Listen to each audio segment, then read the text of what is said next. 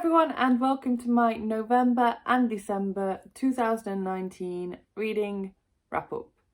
So I didn't film this when I should have done.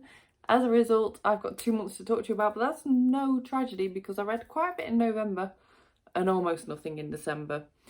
This won't take long either way, as I've got 12 books I think it is to talk to you about, and a lot of them are quite short reads. The first book I finished in November was Stay Out of the Basement by R.L. Stine, the third book in the Goosebumps series. I was reading this originally as part of a reading vlog I was doing as an experiment where I was comparing my memories of these Goosebumps books along with my experience of reading them as an adult and sort of comparing the experience and seeing how different that was.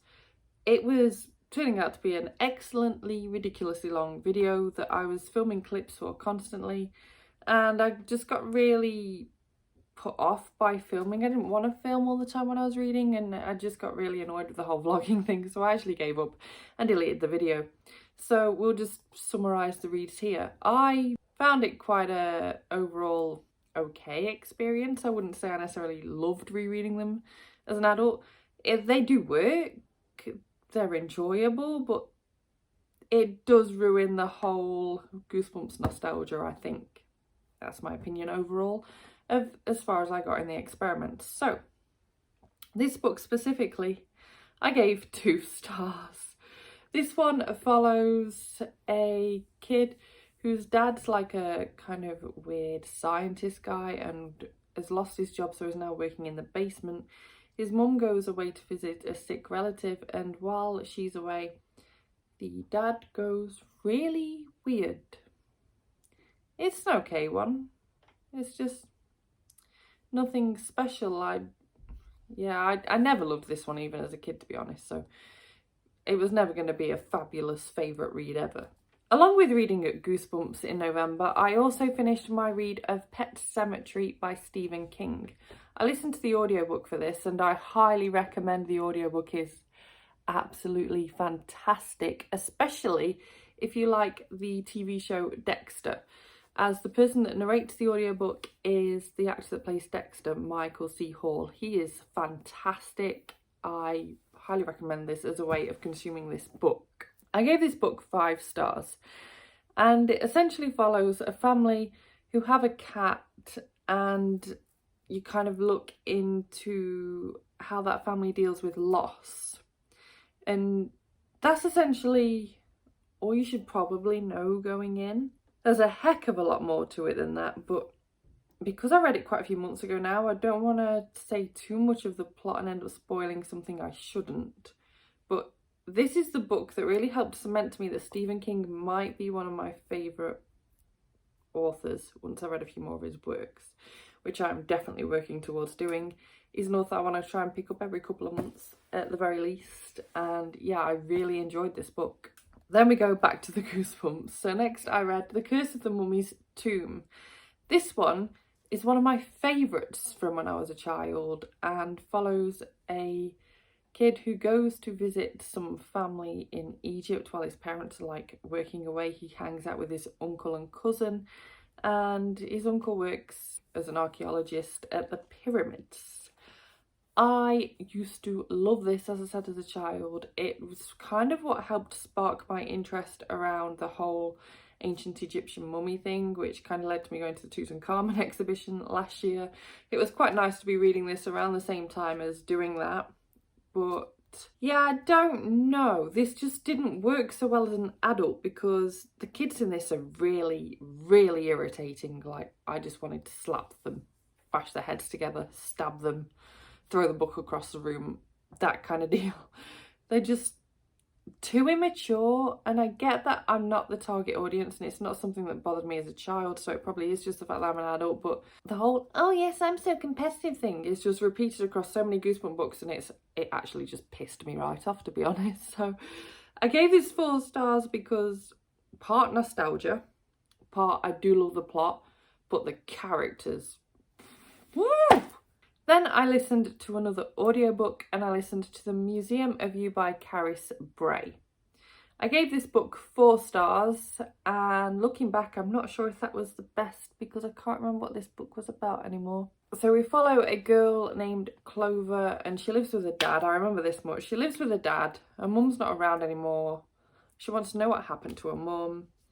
She is trying to grow up, and he is trying to bring her up in such a way where they're starting to run across a few issues as she gets older with things like periods. He doesn't really know how to go about kind of buying her supplies for a period, so that's a nice little awkward chapter, which was actually really cute.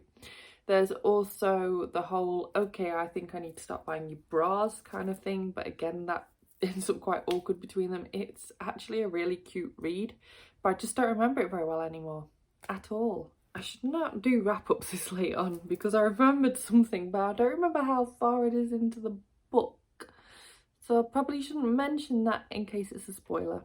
But yeah, this is well worth a read if you haven't checked it out. Highly recommend.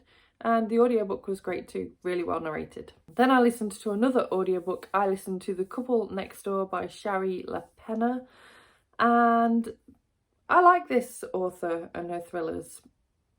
She's not a favourite thriller author, I don't think, because the thrillers are just kind of just basic, but they're really enjoyable.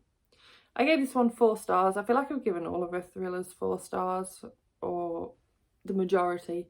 Again, like the last book, I don't really remember much about this one anymore. I remember it's about a couple and their neighbours, some sort of crime. I'm a bit stuck beyond that. It was good at the time. Then I reread for the 3rd time The 7 Husbands of Evelyn Hugo. I listened to the audiobook again while I was just pottering around in London. It was nice to have an audiobook on that I was familiar with.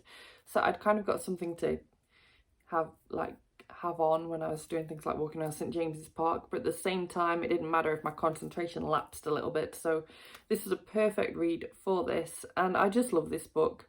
Every time I read this book I give it 5 stars.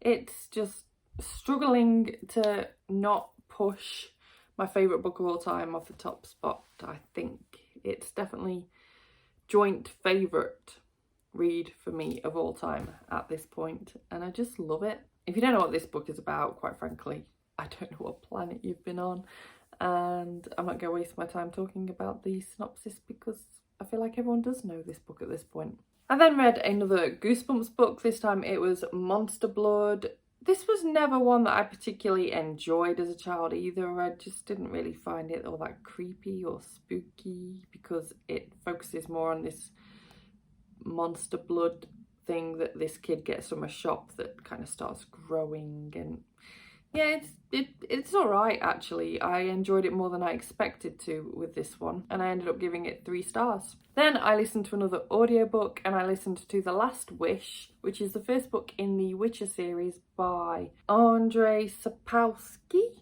I think I've got that nailed now. As I said, this is the first book in the Witcher series, which has recently been turned into a Netflix show.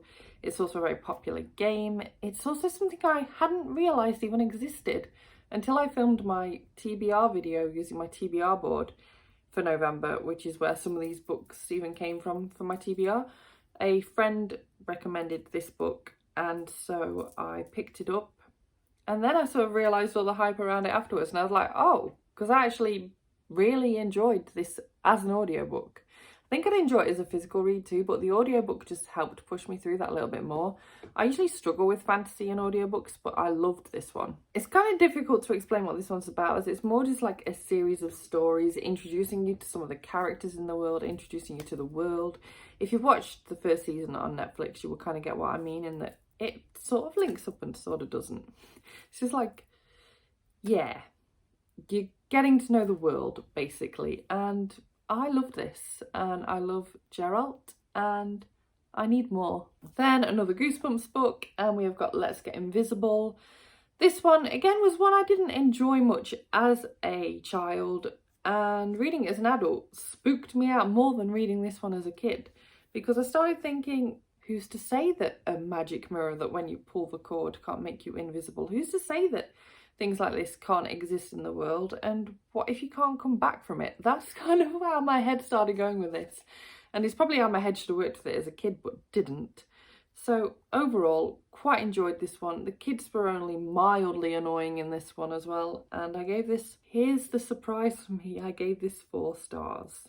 Next, I read a book that I was so excited to be able to read. It's a book that I received from the publishers free via NetGalley, and it's The Dilemma by B.A. Carys. I actually recently uploaded a full spoiler-free review for this book, so if you want to see my in-depth thoughts, I will leave that linked in the cards and also in the description down below in case you want to check that out, because I just love this author's work. I'm at the point where every book she brings out, I need to read it and I need to review it. So I've reviewed everything except for her first novel at this point. This one is her 4th one. And this one is very different to her previous books. If all you take away from this video is that if you want to pick this up, don't go into it thinking it's a typical psychological thriller or even a typical sort of domestic thriller. Don't go into it thinking that. I think it's more of a suspenseful novel.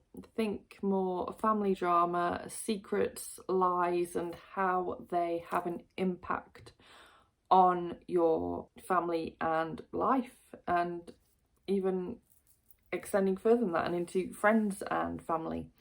So this follows a family of 4.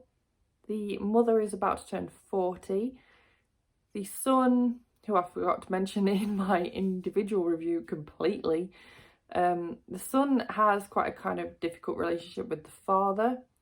The daughter, who's a real kind of daddy's girl, lives in, is it somewhere like Singapore? I don't remember now, but like somewhere in that sort of direction, and she's studying there. And I'm not going to say anything more than that actually, because I don't want to spoil it for you. This was such a page turner. I gave this 5 stars. Then we have another Goosebump book, and this is Night of the Living Dummy. This is the first book that features the famous dummy Slappy. I quite liked this one from what I remember as a child, but rereading I wasn't quite so bothered. It was one where the kids drove me nuts. I wanted to beat them up again. The plot was excellent, but the actual idea of 2 12-year-old girls getting obsessed with kind of becoming ventriloquists didn't really sit right with me, and I was just getting really irritated at times.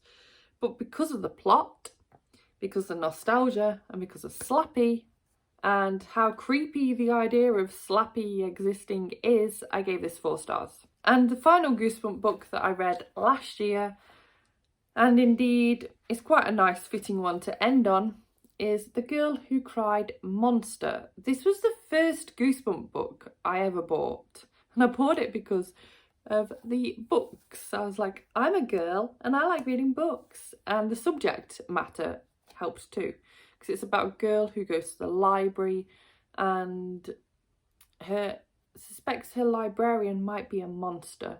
She's also just obsessed with monsters anyway though, and no one will believe her that when she goes home and says that, oh yes, the librarian's a monster. So yeah, this was a really fun read, but I also like the other kind of bookish things happen in here, and other book titles get mentioned, and it just encourages the whole reading experience and encourages like summer reading activities and stuff. So I loved this, but the nostalgia is also a crazy one for this with me.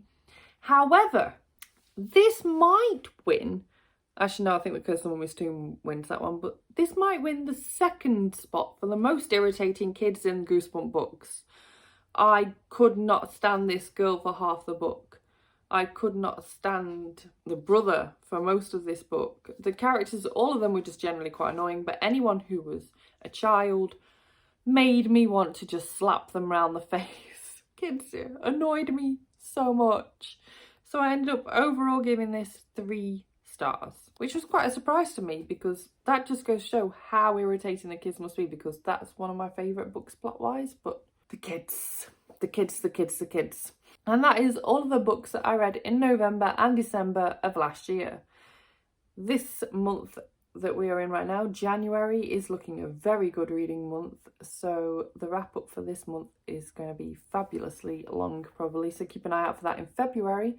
But thank you so much for watching this video. Let me know whether you've read any of these books, whether you've tried rereading any Goosebump books as an adult and got equally annoyed. I'd love to know. But yeah, thank you so much for watching. If you enjoyed this video, please give it a thumbs up. Subscribe by clicking the image of me if you want to see more book reviews and other bookish content from me, and I will see you soon. Bye bye!